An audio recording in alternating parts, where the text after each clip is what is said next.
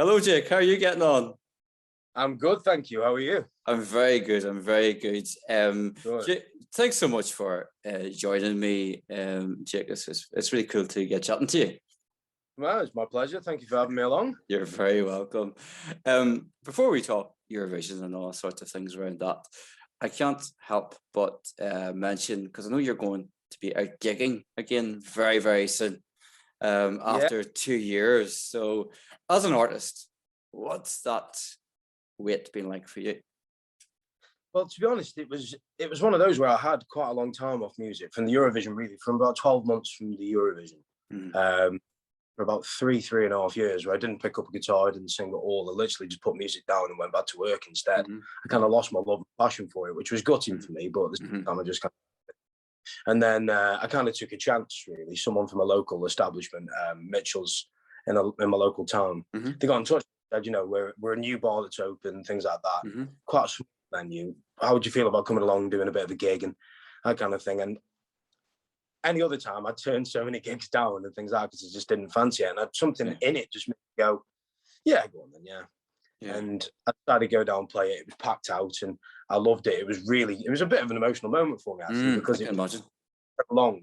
And that kind of got me back into it. So I got a few gigs in and started enjoying myself. And then obviously, you know, the pandemic and the lockdown, so I obviously put everything on hold. And then this will be my first gig since Christmas not last year, sorry, the year before. Well, that's a while, isn't it? So it's one of those I'm really looking forward to. It's going to be strange. Let's hope I still remember how. I'm sure. No, you know what? You definitely will, because I've seen you in a couple of live feeds that you've done, and you've been performing great. So you have. Thank you. Yeah, you're welcome. You're welcome. 2016. I mean, it's only 5 years ago, but I guess that probably feels like a while ago now. I mean, I was at that Eurovision in Stockholm, and that was, for me, the best week ever. I mean, I ask us to every Eurovision contestant I speak to, but what's that like as you get on the stage, you hear your postcard playing in the background, you see the audience, you feel that atmosphere? What's that like for you, like on the other side of it? It is literally electric, and it's very weird. Like, it does make your hair stand up on the back of your neck kind of thing, because it's one of those, you've walked out like on that stage about 5 or 6 times by the time that you walk out there for the final time. Yeah. But it's never quite the same, because it's not a full arena full of people. It's just like some journalists and some juries and things like that. So you're still looking up at empty space, really. Yeah. And the thing I always try to say to people is that, as weird as it sounds, with a couple of tens of thousands of people in the arena, like, you walk out and it's so dark, and during your performance on certain words you've got to look at a camera on this word, camera on that word, and you've got to be careful not to be caught moving to different cameras. So by the time that the performance is finished, you don't realize there's a crowd there until like you finish the last and kind of go, oh yeah, there are people here. Yeah, that's quite... You know what, there are people here, aren't there? You know? So basically what you're saying to me is you didn't see me at the front of the audience, and is that what you're telling me? As much as I'd like to sugarcoat it and go, yeah, man, I'll talk with you, not remember. 2016 was a great year, I think, in terms of songs as well. I mean, what's your standout memories, Jake, from the whole thing, from being chosen to represent the UK and then performing for the UK on that whole contest? What's your standouts? I think it sounds like a bit of a cop-out answer, but it really isn't. I can elaborate a little bit. It was just a whole journey in itself, because I think it was the shock of everything as well, because obviously you know how big Eurovision is. I mean, everyone knows how big Eurovision is in one way or another. But never going along to the event itself, you don't realise just how much it takes over the place where it's been hosted. And we were kind of told after we won by the You Decide show, said, you know, strap in, lads, because it's a bit of a weird, and you know, it can be pretty full on. And we were like, yeah, don't worry about it. You know, we'd done the voice and stuff at that point. We dealt with people all the time and having photos with us and stuff. So we thought, yeah, we'll be okay. And as soon as we flew out to our first kind of international kind of tour kind of thing, we went to, I think the first kind of stop was Amsterdam. Great place to go first, by the way. And as soon as we touched down, there were like people running up to us in the airport and that. We were there going, right, okay. People know us. Yeah. Yeah. So it was, we went to all these different places, Amsterdam, Israel, all these different places, and it was just so surreal and like quite strange, because we knew that it was popular, but we didn't know how popular exactly it was going to be, how crazy it would get. And then as soon as we got to Stockholm, because my family drove to Stockholm. You drove to Stockholm? Yeah, they drove. Yeah, they drove from sunny Stoke to Stockholm. They must have left a month before, did they? Something like that, yeah. So yeah, they went there and they were really surprised by the whole thing. And one of the things I loved about the entire thing as well is just how well my family were treated and how well they were received. So while we were in the arena doing all these like rehearsals and performances in the Euroville and stuff like that, my family were kind of walking around Stockholm near the Eurozone and things like that. Yeah. And, there were guys like walking around in full Union Jack suits having a laugh and stuff, and they were just having pictures with my parents before they knew they were my parents, just because they were walking through the streets and they were wearing like England flags and stuff like that. Yeah. So United Kingdom. Yeah. And then as soon as I went, Joe and Jake, that's Jake's parents and stuff like that. They were so well treated, and it was an amazing experience for them. And a lot of my family who went and stuff like that, they speak about it with such high regard. If I was to never touch music again, that was something that they'd talk about, until the day they passed, myself included. So I think that was what stood out for me, how friendly everything was, how nice everybody was, how well received we were, even by people who'd pretty much said, you're not really going to do anything, being from the UK. They were still really kind of complimentary and kind kind to my family as well, and Joe's family, I'm sure, can say the same. And it's interesting to say, about the UK now, because I mean, UK has a rich history at Eurovision. 5 wins, 15 second places. Not great results in recent years, but I mean, what's that pressure? Because you were both very young, really, essentially, whenever you went there. Yeah. So what's up? Do you feel that there's like an expectation, because like I said, the UK has a rich history at Eurovision. Do you feel that, or do you not? Yeah, I mean, I think you do. I mean, when we went for it in the first place, it was one of those where we kind of expected not to do anything. Like, even when we agreed to do Eurovision, I think because of the history in recent years, without kind of stigmatizing or anything like that, I think we kind of knew what the kind of result would be. But we were hoping that we could try and change a little bit of something. And to be honest, that little bit of something wasn't the result, because we didn't actually think we changed the result. We wanted to change the whole stick that the UK didn't take it seriously and just kind of sent anybody like that. And that wasn't what we wanted to achieve. We didn't want to go into there going, they just sent 2 young lads who hopefully do a job. We wanted to show that we work as hard as humanly possible and do a job that any consummate professional would do, even at the age of 20.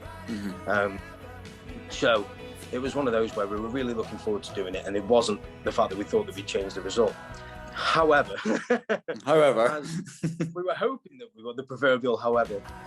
We were hoping that we'd do something, but we didn't think that we would. But as we got further along the whole process, going to different countries, doing these performances and back from different nations, we were like, you know what, we are getting a lot of support from different nations. We were enjoying the performances, enjoying how professional we were, but also how much we interacted with the fans. It wasn't like we did an event and went, right, that's it now.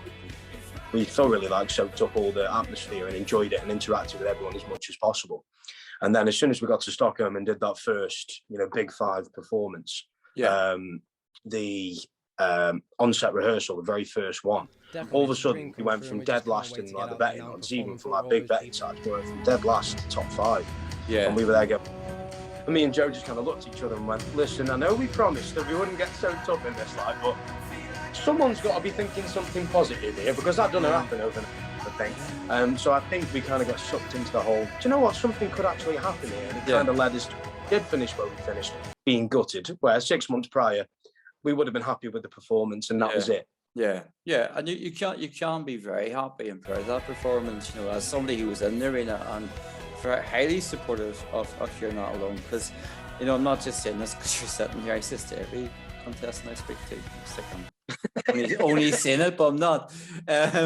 But You're Not Alone for me is my favourite UK song since Imani back in '98. So I think, yeah, honestly, you know, when I play it, you know, regularly, and I think you've seen that I've, you know, been playing on Instagram, and you think, oh, hello, good stuff, you know. But I genuinely love that tune. I love the message of that song as well.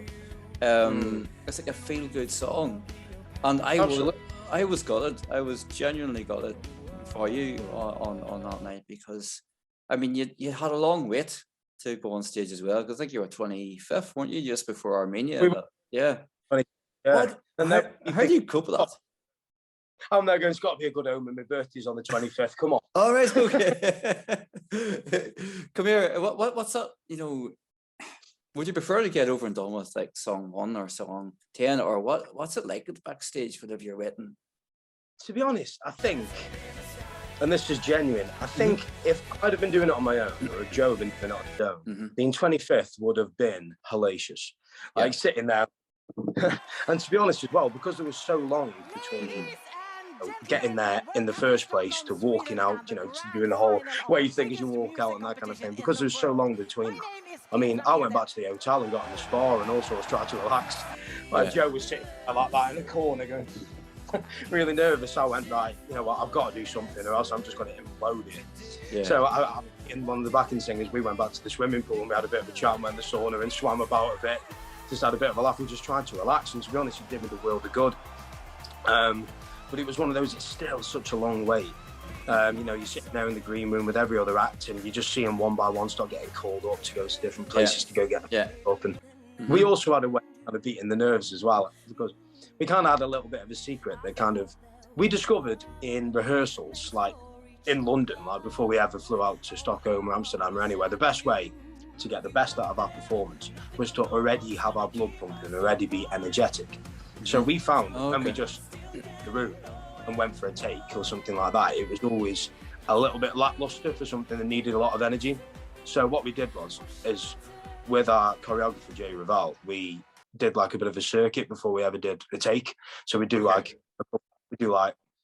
20 or 30 press ups, and then we do like some knee ups, and then we do a bit of running around the room, and then he put on like the 7.5 minute live version of Crazy in Love with Beyonce and Jay-Z, and we had to do a circuit. That was done. And then like we went for a take, and backstage, literally about 2 minutes before we walked out in front of like 250 million people televised, we were doing boxing on the pads and stuff to get a sweat on. Our makeup artist hated us. And then, like, things like that, sweat on, some energetic, and then we had a bit of the team talking. We were like, right, you know, we were there like running on the spot, getting the jitters going. We walked out, so blood was pumping, and we were ready to go. It's almost like athletes. It's almost like you were getting ready for 10 meter or 100 meters or something. Run for 10 minutes. After the contest, you know, I think obviously there was a lot of positive. Well, I heard a lot of positive feedback for you. You know, for you both, you know, but after the contest, I know, you know, like, let's be honest here, I know how scathing it can be for artists, you know, and people, I think, sometimes forget that there's humans behind these singers, you know. Very much so, yeah. Yeah. How, I mean, what was your experience? For me personally, it was one of those where even after the contest had finished, obviously we were quite gutted to have finished where we finished, because it's not to kind of big ourselves up in any way, shape or form, but we worked really hard for it, which we put in thousands and thousands of hours. And that, we really put in the work. We went touring, we did everything. As far as we were concerned, we were pretty decent ambassadors for the UK. And from what a lot of people said about us, you know, they pretty much said the same thing. So we were very good about that. So we don't think we deserved to finish where we finished. But it was one of those, I think one of the reasons for me personally as well, that was a little bit good, is we were the first year that voting changed. So like our kind of changed from just being the political jury for every country to half televotes as well. And if it had just finished where the voting would have left off, you know, finished the year before, we would have been well into the top half of the table. So it was one of those where we kind of a little bit gutted. We thought, you know what, if we'd have done it a year earlier, it would have been our best finish in quite some time. So I think that was playing on my mind a little bit. I thought, one of the things that was kind of said to us when we went for this, you know, you're in luck, the voting's changed. So it's not just a politics you know, the political side of things, you've also got the public vote. So we were like, oh, brilliant, you know, we might do a little bit better. But ironically, if it was the other way around, we would have done much better. Where for us, it was one of those, we were gutted about where we finished, but we kind of put it behind us a little bit. You know, we went back to the hotel and we were able to reunite with our families and have a little bit of a laugh and a joke and a drink. Like that, we were speaking to Graham Norton and people like that who were able to, if anyone can raise your spirits in that situation, it's Graham Norton. So we had a great laugh and he spoke to our families and we just felt very cheery about the entire thing. To be honest, we didn't feel like down, like really down until we got back to London and we got back in the hotel room because we stayed over that night because we had a performance the day after. And we got back in the room and we were fine, lay on the bed and just went and just crashed a bit because not only was it the result that kind of dawned on us as well, but it was the fact that something that we've been involved in for quite some time, that we've been working really hard towards and didn't have time to think about anything else. But that was over. And I think that's what kind of hit hard. So that was kind of like, that was the finality of it all. It was like almost like a closure to that whole journey. That was it. That was it. That's literally the best way to put it. That was literally the closing point of, right, that's over. You've literally got to move on to something new. And because of where we finished, we knew that moving on to something new was going to be an uphill battle. I don't keep saying it, but it's such a good tune, such a feel-good tune, and you know, you could definitely deserve to do way better, in my opinion, you know, that year in particular. And still with 2016 for a bit, if you don't mind, Jake. Justin Timberlake. Well, like I actually didn't realize, even though I was there the whole week, I didn't realize he was gonna be on stage till it happened. So, what was that like? I did 2 hours before, to be honest. Wow, okay, so they kept that very well hidden, didn't they? Because we were one of the last to perform. We were kind of walking. By the time we kind of come off stage and we were getting like unmiked and things like that and everything that was happening, by the time that was, you know, happening, the last performance was all but done. So Justin Timberlake was getting ready to come on, and we were walking like through the backstage area to get to like the holding area for all the acts. And Justin Timberlake was just coming out of the dressing room. So he was literally like here, and I was like, oh, hello. And I went to shake his hand, and the security made out like I was about to mug the guy. No way. And, don't get me wrong. I was really kind of happy with it because I kind of went to shake his hand and say, oh, good luck, you know, it's lovely to meet you. And the security stood in front of him like I was a genuine threat. And he kind of just like goes, no, it's okay. And he kind of just kind of nudged the security out of the way and shook mine and Joe's hand, which I thought, sweet. I thought was a nice touch. And he said, you know, good and stuff. So, you know, it was, that was a really nice moment kind of thing. Because I thought, you know, that's the icing on the cake there. It's a good memory, isn't it? And if you look back at all of 2016. Yeah, definitely. Again, you've got so many great memories that will stay with you forever. You know, forever. So many stories. I've worked with people now for 4.5 years, and there's still something new that I can tell them. Like they'll start talking about something, all of a sudden it'll trigger something in my head. I mean, only last night I was telling somebody about something that I'd forgotten for God knows how long, but something they said just triggered it in my memory, and I told them they were in state. So it was one of those, really. There's always something that can just kind of trigger from just an open conversation about it, really. And I'll go, oh God, this just made me think of that. And, you know, I think that's what's pretty special. And, you know, if I live to be 100, I'll have stories to tell. Absolutely. And good stories too, from my experience. Do you have any sort of favorite Eurovision songs or anything like that? Or maybe you don't. I do. That's okay if you don't, but I'm just so curious. I've got a handful. Okay. One of my favourites ever, I think, is because of a generational thing as well, and the style of song that it is Euphoria. I love Euphoria. I love Heroes. I've just seen a bit of a correlation. They're both Swedish. Same. Sweden's good. Okay. The Kings and Queens. But yeah, Mon's Heroes, and not just because I thought the song was brilliant and modern, but the performance itself was brilliant. Absolutely. I remember watching that myself. Insane, great.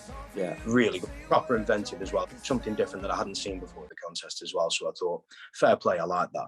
And also I like Fly on the Wings of Love. That's a favourite of mine. So yeah, there's quite a few songs that I do quite like. Those are just amongst amongst my favourites. Speaking about Mons Termelo, because I was very lucky and privileged to be able to get to that contest as well in Vienna, and being in the arena for that performance was sensational. And I bet it was it was class, honest to goodness. He performed at our You Decide, Mons, and then obviously Eurovision in Stockholm as well. Yeah. So it was where we were lucky enough to see quite a few times. I was a little bit gutted at first, like when he came out at the You Decide show, he performed that, but it obviously wasn't with the full stage and that kind of stuff. And I thought, I hope we win this now because I want to see this. I want to see this. I want to be able to say I've seen it live. If the only time I see it is literally just singing it with a microphone, I'm going to be very annoyed. Raging. Yeah. Eurovision, never you mind that. I'm going to go watch Mons do this live. Here, I pull up the screen. I could be the wee character if you want us to be. Let's just make it happen. If you were back in 2016 again, what would you have liked to have been told, or is there anything you would wish you had heard, or anything you would say, or anything like that? To be honest, the whole thing that I would change as a slightly older man, as a slightly older man than I was, is I'd take certain people's advice on board a little bit more. Okay. So it was one of those where we were kind of told, don't play it so safe, because the thing is, the main thing for us, naturally, as two pretty respectful young men, was to try to be as good, as decent of ambassadors for the UK as possible, which I definitely think we did. You did. But at the same time, as good as, we were working really hard, getting early nights and doing this and blah, blah, blah, blah, blah, blah. As good as that is, number one, it wasn't true. We weren't half as safe as, we kind of made out, but at the same time, we wanted to be as respectful as possible. But at the same time, no good story ever started with, I got an early night. And it's one of those, as good as it is to hear sometimes for someone who's kind of counting on you, it doesn't build a career. And I think if we'd have just even if we'd have shared some of the stories that we were actually doing at the time, going out drinking, some of the stories that we had, things like that, and people were mixing with, God, whenever me and Joe meet up now, we've got some stories to tell, and they're all pretty funny.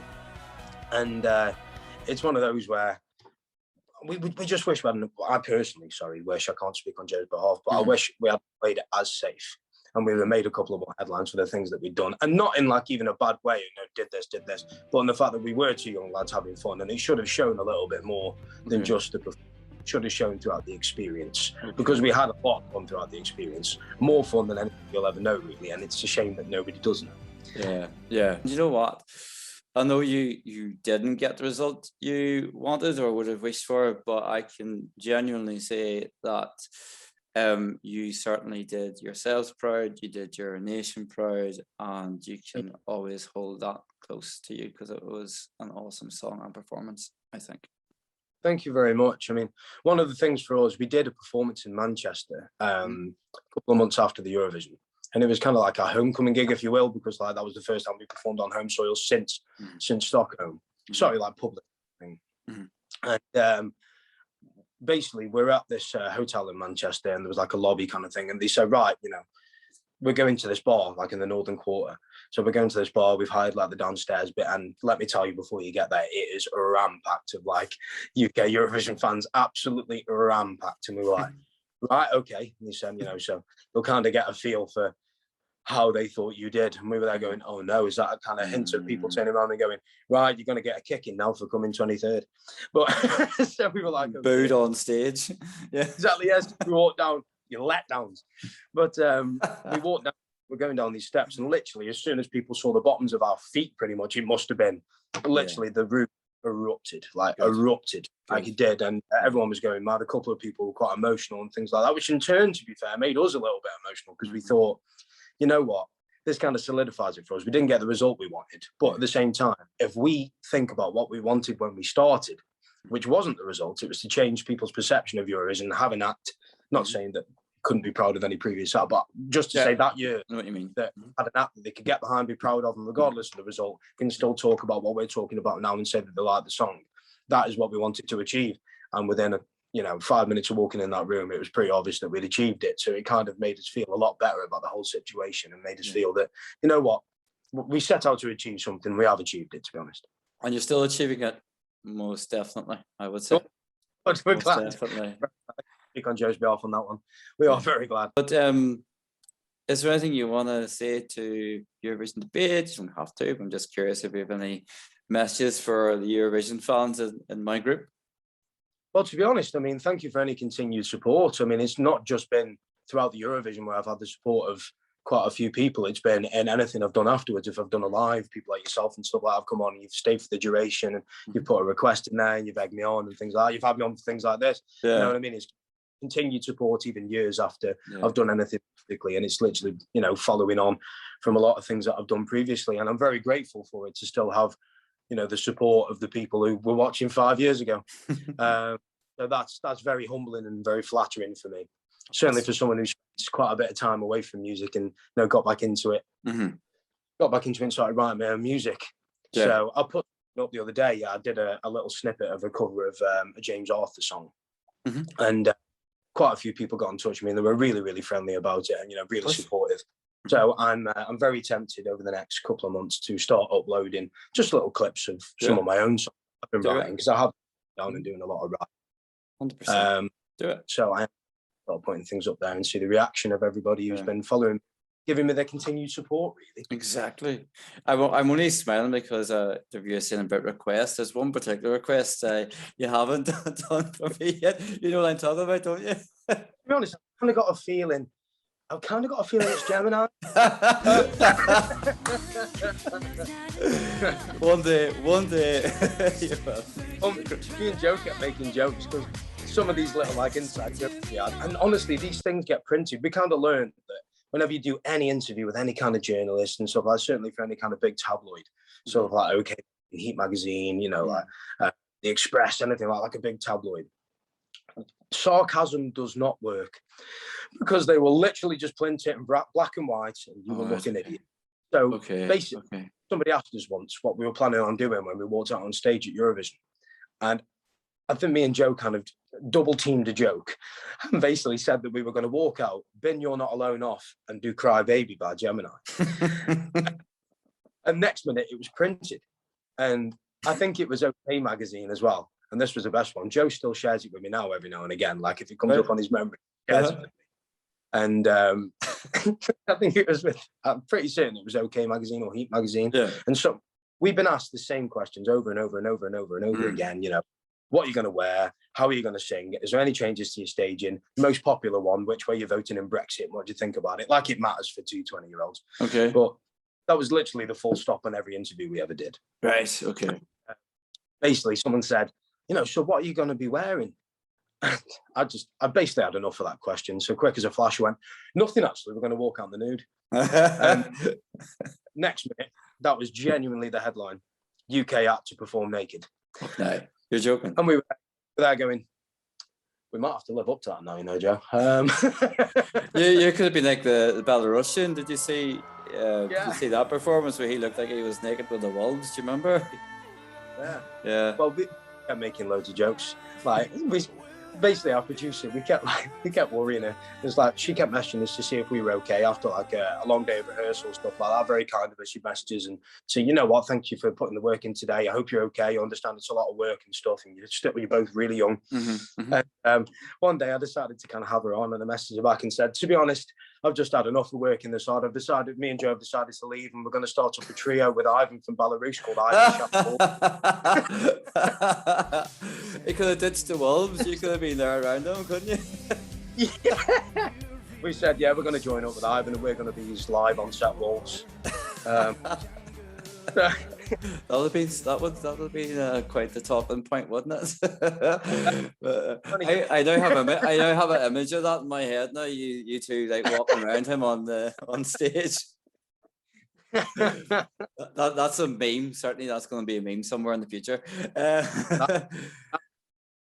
Someone with Photoshop's going to make this happen. If you follow really good at Photoshop, if you make it happen, I will pay you. You've heard it here first. There you go. There's a challenge you've ever heard. Well, Jake, it's been so cool chatting to you. Really thanks so much for agreeing to chat. You know, to me. For having me on and having me speak about stuff that I haven't got to speak about in quite a while. So it's always nice to style, things like that. You know, I like talking about things like this because it is, as I said, well between these days. So Yeah. I do. I like. Thank you for having me. Thank you so much, and I'll take care of yourself. Thank you very much, and you. Take care.